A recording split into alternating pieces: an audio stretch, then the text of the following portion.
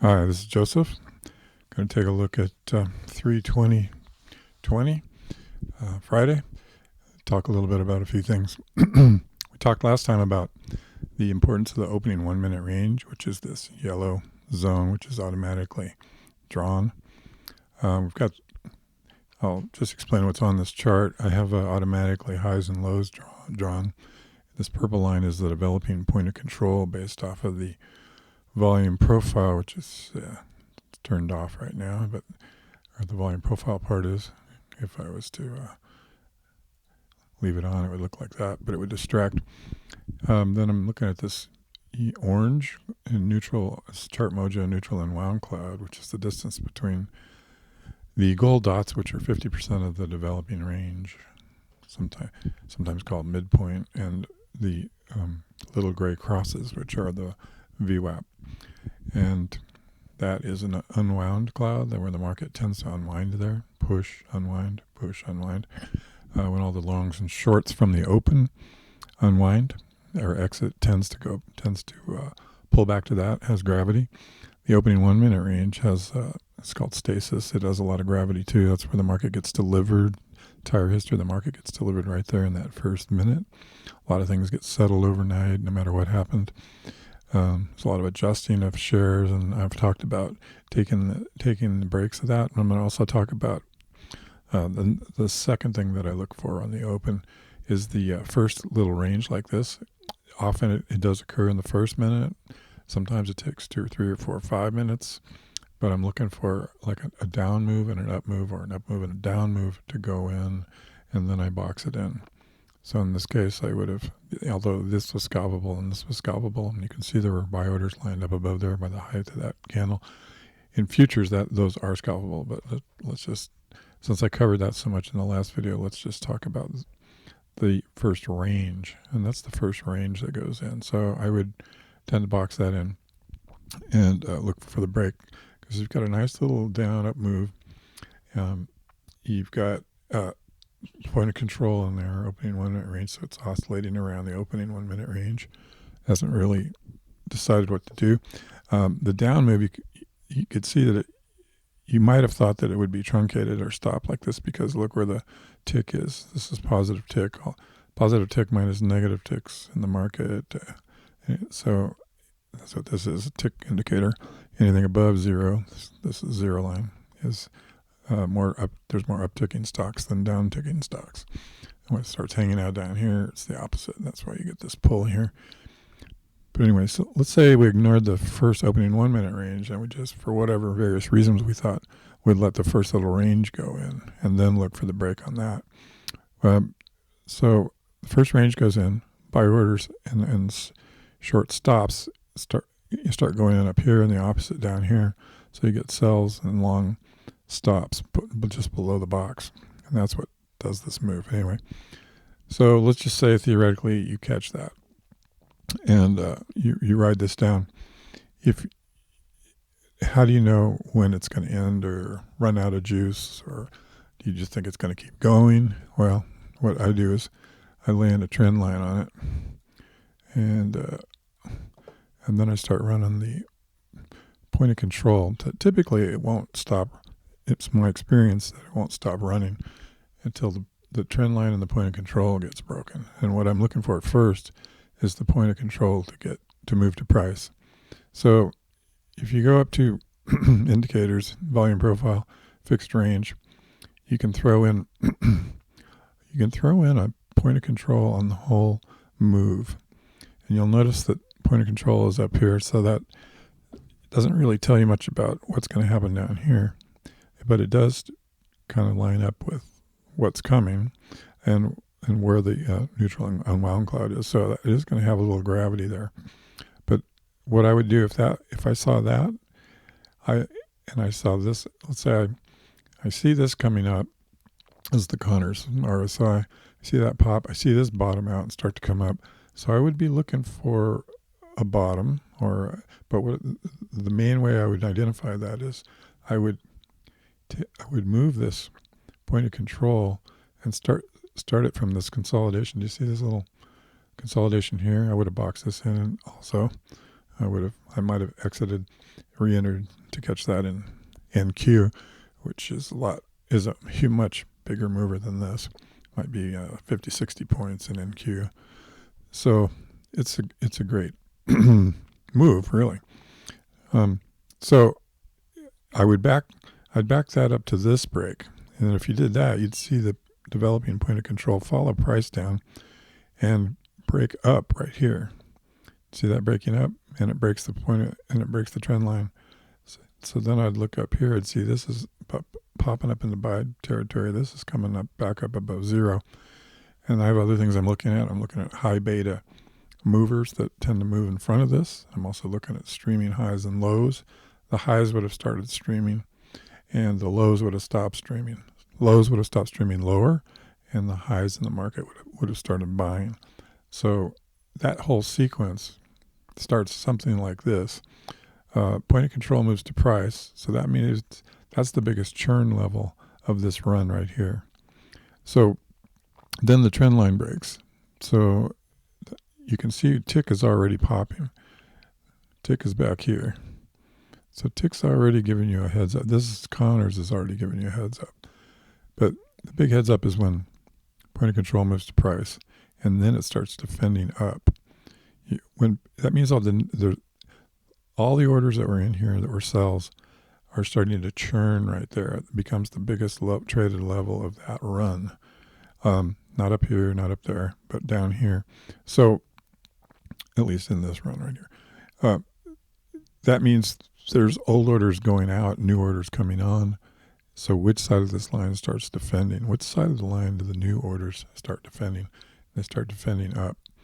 So I probably would have exited. So you see this triangle here, that's a Sean Z Bollinger Band 2 optimized signal.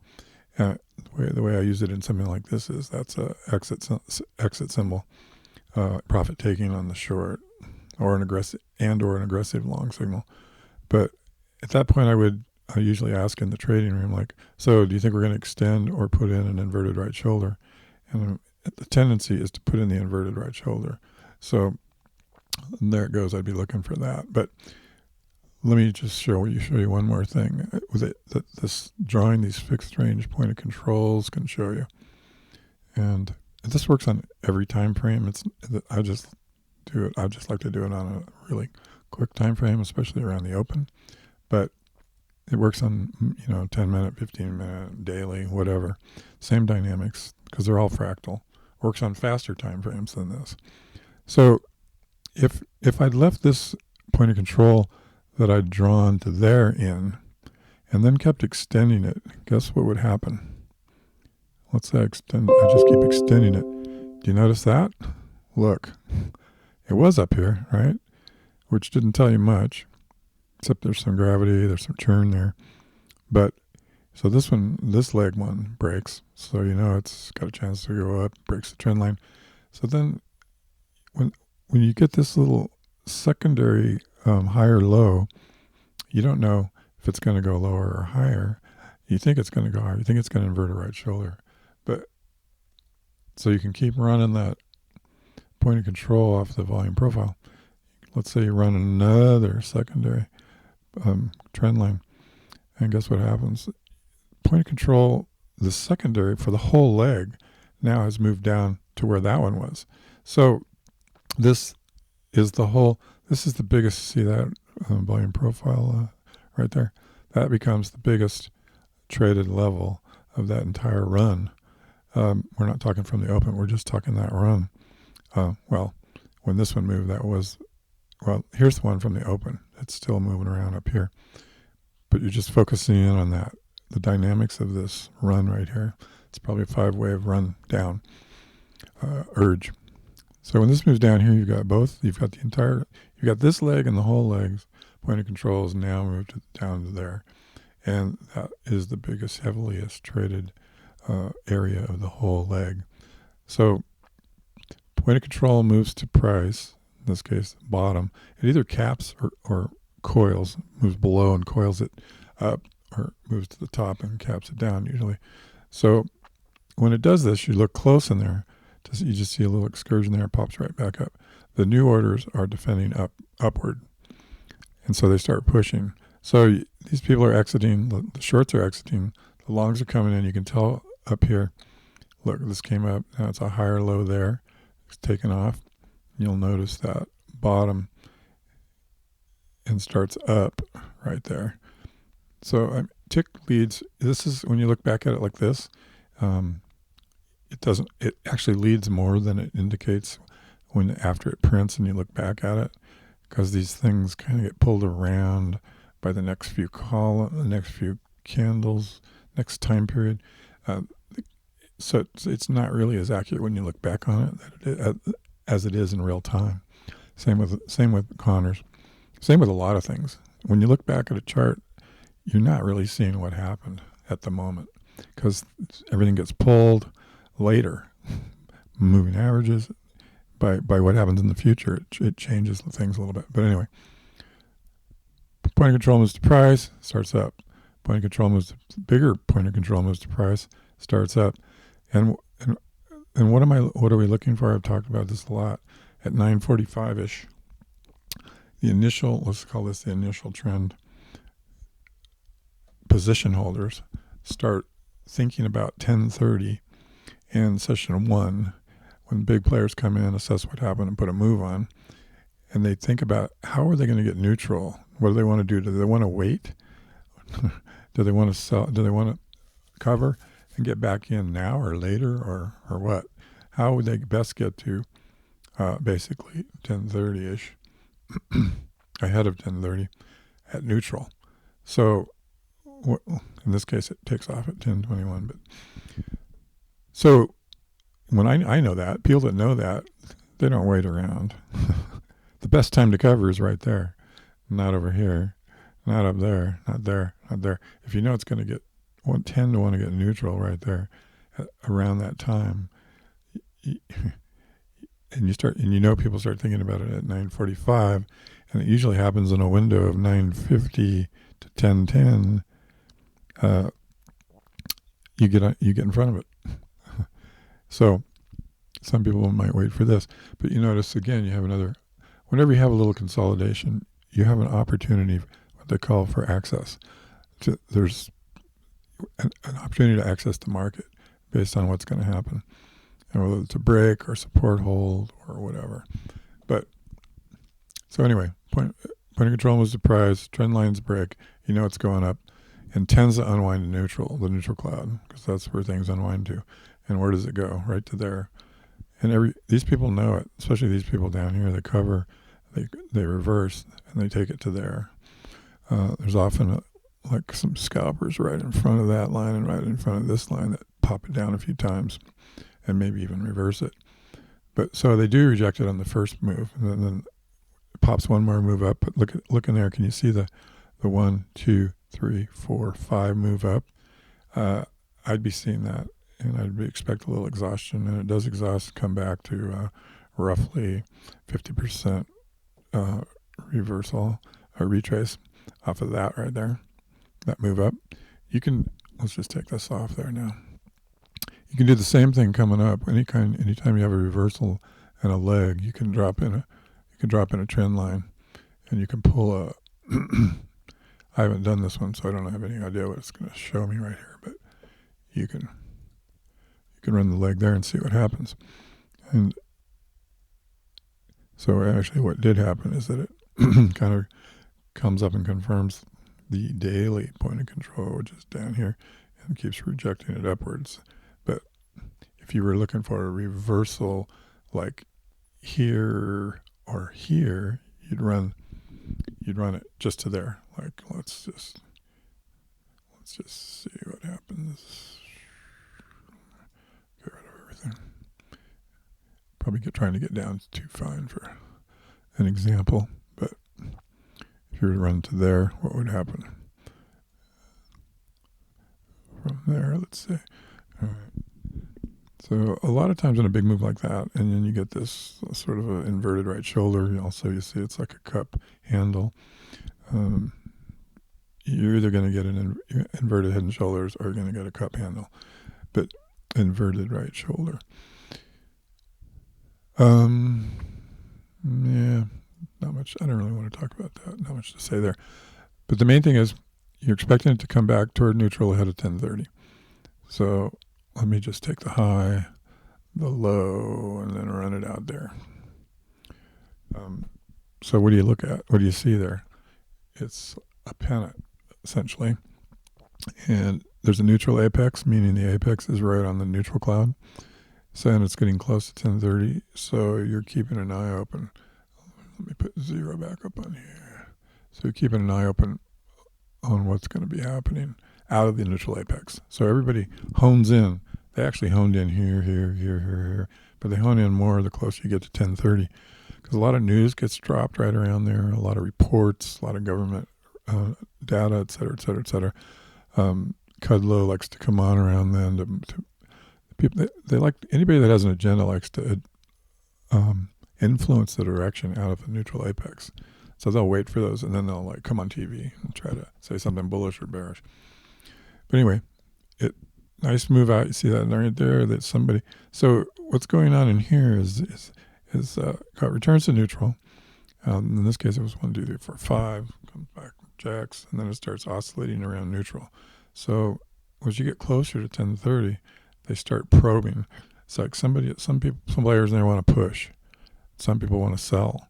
So they tend to like push, see, and measure the resistance and see where the big sellers come in. If there's a few enough there, then they sell, and they probe down to see how many buyers are there and how many step into the market to support it. And so they're probing for weakness and strength. When they find a weak side, they push into it with strength. And something, my bias, I might have a bias that this is going to continue on up, maybe not. Depends on what all the leading things that I look at are doing. But I try not to have a bias. I try to stay open and imagine if X occurs, I'll do X1, go up. If Y occurs, I'll do Y1, go down. So I imagine both scenarios, and I take the one that confirms, and that's directly from Bruce Kovner's thinking. But anyway, so it does break up. So as this consolidates, as we've talked about before, orders start lining up below and above the box.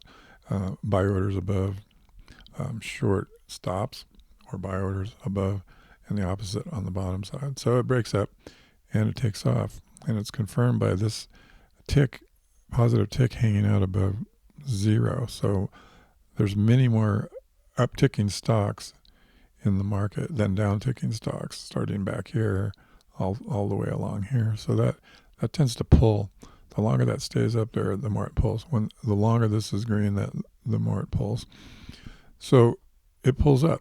So there is a neutral apex at 10:30, and then it continues on up, and then the game starts over all again.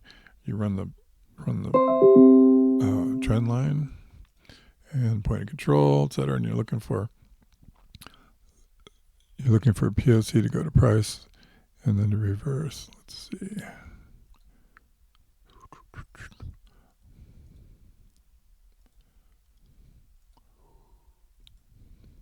So as you notice, the point of control follows, the developing point of control follows it up to right there, and it breaks the trend line, breaks point of control.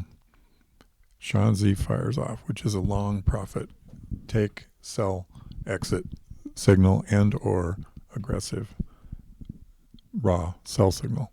So there you go. So I just kind of follow that dynamics throughout the day. I'm watching for neutral ahead of 10:30, and then comes back down, etc. Does all this, and people are thinking up here, well, it's just going to keep going. Well, no, because those session 1 players that started the push back here a little earlier today, 10:20 instead of 10:30, they tend to exit at 11 to 11:15. So let's say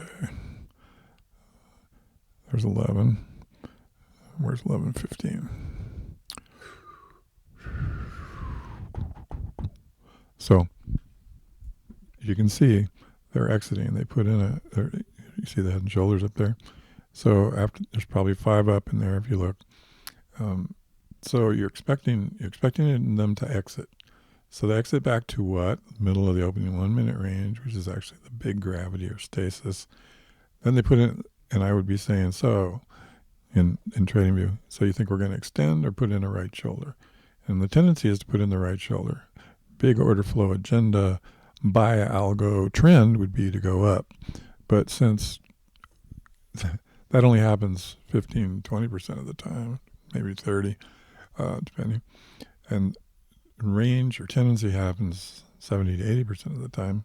I'm looking for this right shoulder, especially if the high beta stocks are like dropping ahead of this. This is the last thing to move. Tick tends to move first. High beta stocks, highs start streaming and the lows start selling. That would be the difference between here and here. At here, the highs would have been going higher on my high-low streamer. In other words, things reaching the high a day and going higher that are keep reaching the new high, ticking higher, versus the ones ticking lower.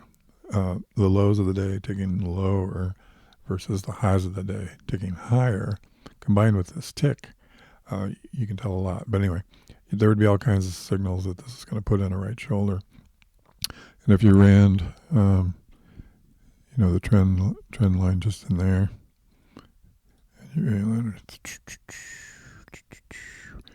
you did this over again. Let's see what happens. Yep. So it follows it up, and it breaks right there. Trend line breaks. You get a Shanzi sell signal there, or exit, and down we go. There are people doing this all day long. They'll be doing. They'll do a trend line there. They'll run a point of control in there. They'll run a point there. They're doing this all over. They're not lazy, and they can do it quickly.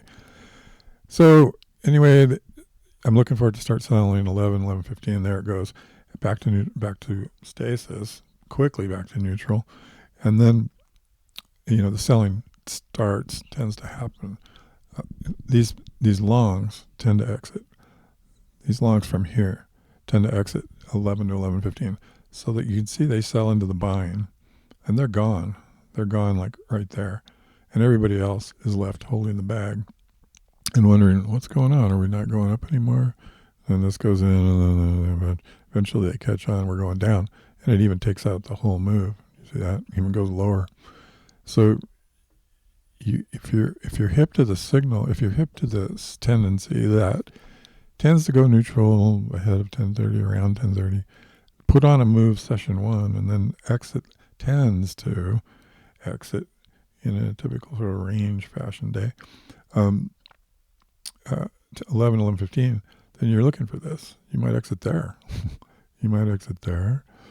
You're not going to go long thinking that. You're going to wait.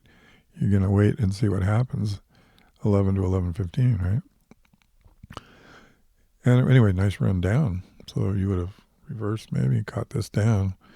And then, so those people are all gone. Plus everybody else that got on late, they're like freaked out and gone. So then it goes into lunch zone until 1:15. You can see it just kind of drifts around there, drops on down further. So then what are people thinking then? Well, then they're thinking, well, it tends to want to be neutral again, 1:15-ish. So let's do like a 2 minute. Let's switch it up. Maybe we'll go to 3 just to get it on here.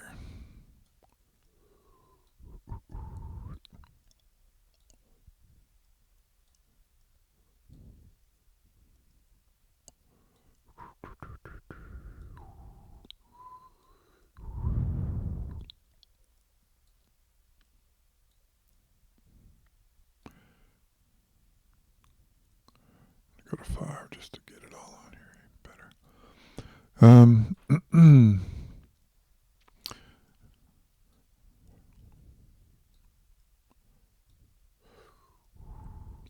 Sorry, I guess my coffee's wearing off. So, if you know down here, there's an old adage, low day, high day, 12-ish. tends not to exceed. If a high day or low day occurs around 12, it tends to hold. In other words, it tends to hold and or not exceed. So that's 12:30, 12:25. It's pretty close.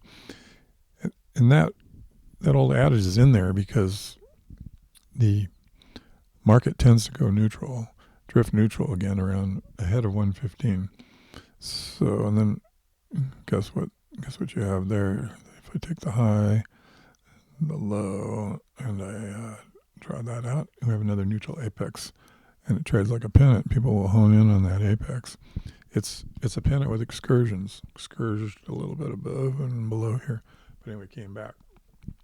So around 12:30, between 12 and 12:30, because high or low day at 12-ish tends to hold and not exceed, and those position holders by this time that are all short and you're at low a day start thinking about 115, and they know it tends to want to go neutral there. So if you know that, when do you cover? You don't want to cover there if you can help it, or there. You want to cover early ahead of everybody else, even if it's going to keep going down. You might want to lighten up. So what happens is they lighten up first, and that kicks off this Shanzi buy signal right there. And that is a short exit profit take signal to me.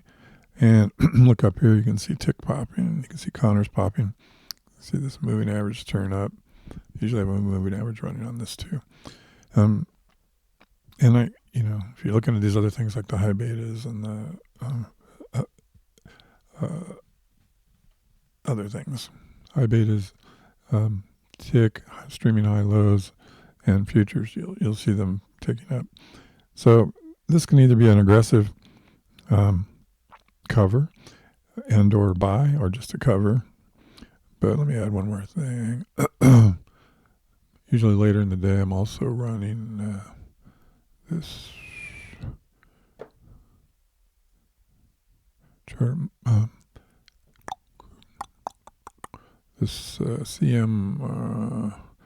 CM Pop Method 1, Jake Bernstein. It's a stochastics indicator. So roughly, you can't look at it in the beginning because I didn't do an extended. Some of these are messed up in the beginning because this isn't on extended. It's on intraday. But typically this green zone is a buy trigger zone. This blue is a neutral sell exit zone and or aggressive counter trend entry zone, and this is a sell trigger zone normally. So when it's down here, generally it's going down and you're selling. So when this is red, and this is red, this Shanzi, that's usually a sell. And when the Shanzi goes green, that's usually a exit or profit taking signal if this is still red.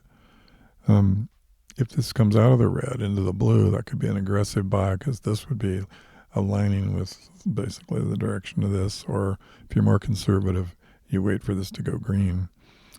You wait for the both of them to go green, and then you buy. But in this case, it would have been too late. But I kind of like to stay on the right side of this one, and I do refer to it now and then. But anyway, so you're up to 115.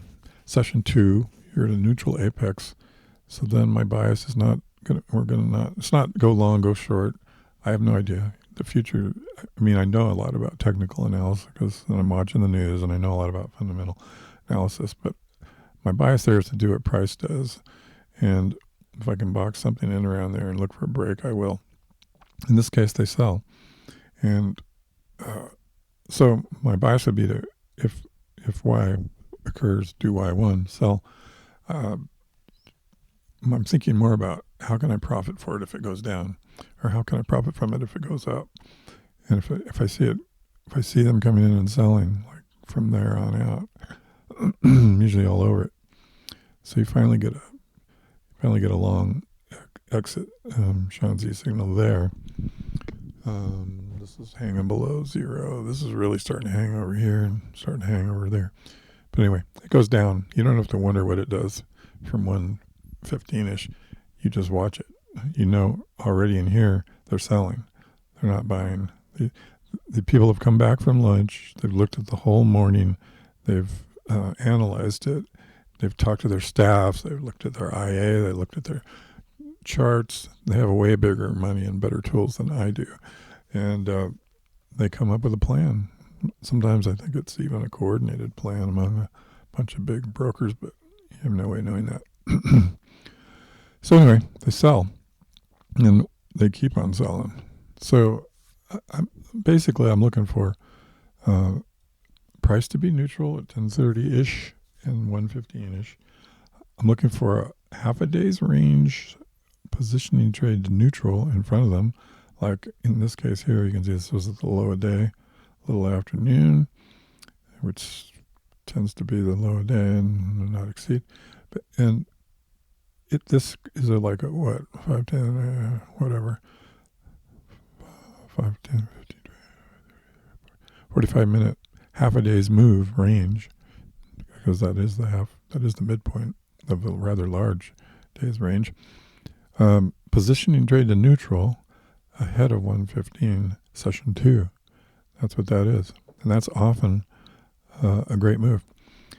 Many people view the early session 1, this 10:30-ish move to 11, and then exiting 11:15-ish, as the highest percentage move of the day, and they will only trade that. They won't trade anything else. And if it doesn't happen, if it's just like flat, then they'll come back and try the second most volatile and highest probability zone, the 115 to say 230, 330. So many people will come back from lunch and key up here, and they'll just jump on wherever the big money goes, and they see it going down, so they jump on it. And there is obviously a big order flow trend agenda behind it, but there's still a lot of tendency in there. It did go back to neutral ahead of 115. The lunchers coming back. They have a little time to assess everything that happened and then put on a move. That's what that is. So it just keeps rolling. Nice. That's just a freaking great move right there. You only got one profit take Sean Z signal right there, but then it was a re-entry. But in terms of the dynamics in there, you look to see who wants to be out around. Those people tend to want to exit around by 2. First of all, only half the people come back generally to do the session 2 that did the session 1. So generally, it's not as many people involved, and they tend to want to slide. Some of them tend to slide out by 2:30. So let's see if there was any slide out or not. Not really. I mean, this was the only little exiting and then hit down in there. Let's see. So when that happens, I would have, anytime there's a little wiggle like that, I tend to put in a little box and look for a break. And within these little boxes, I have to do a little hint. There's usually a wedge up toward the end of it. So right there, you see how it wedged up? In real time, it's easier to see. There was a little mini wedge in there, a neutral apex right there. And the last time it hit it, they sold. And they assessed, they probed up, they probed down. They assessed the best way to go is still down. And so look at the strong candle there. When it broke, it wedged up. And when that happened, the buy orders went in above, sellers went in below, and it broke support and dropped out. And look what was happening there. This looks like it happened at the same time here, but in real time you could see, it was already hanging out below zero. So that's a vote for down. I look at that as one vote. A tick is one vote. If it's negative and dropping, and you get to something like this where it's like consolidating and or wedging up, I look at that as a one vote down. And then I look over quickly at the high-low streamer and I see that it's streaming lows only and no new highs are going in. That's 2 votes. And that's you're starting to get a pretty good idea of what's going to happen. And you have this big thing hanging below there. This is all hanging below here. It's going to drop. You probably pop one. If I had to pop one back up, I'm sure it's in the red zone. So it just keeps going. And you can use all those same tools. You can do the trend lines, run the pointer controls in there to dig into those moves if you want. Some might look at it as you can see the up move right there, breaks the point of control and the trend line, unless you get that big. That's a market order buy signal right in there. That's a great move in NQ. You can trade. It's probably 40 points. You could easily scalp that. Although, I say it like it's easy. Executing an NQ is very difficult. It takes a lot of practice. But anyway, there's a few more things to think about. Neutraling up at 10:30ish and 1:15. The moves out of there. How to use the trend lines and the point of control. How to use the tendencies, and how to use some of the tools that I use. Anyway, seems like enough for today.